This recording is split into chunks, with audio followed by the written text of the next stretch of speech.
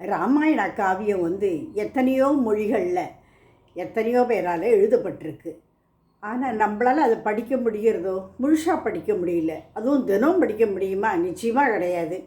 இதனால தான் ரிஷிகள் 7 ரிஷிகள் என்ன பண்ணியிருக்கா, ராமாயண காவியத்தை அந்த காண்டத்தை 4 வரியில் சுருக்கமாக ஸ்லோகமாக சொல்லியிருக்கா.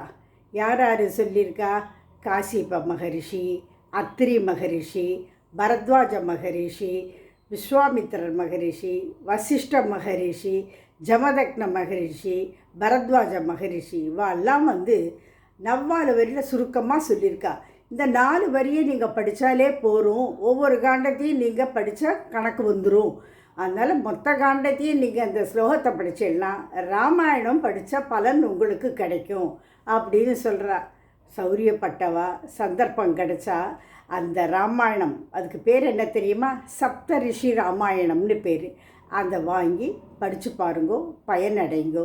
ரொம்ப நல்லது, ரொம்ப ஒரு விசேஷமான விஷயம்னு அவளே சொல்லியிருக்கா.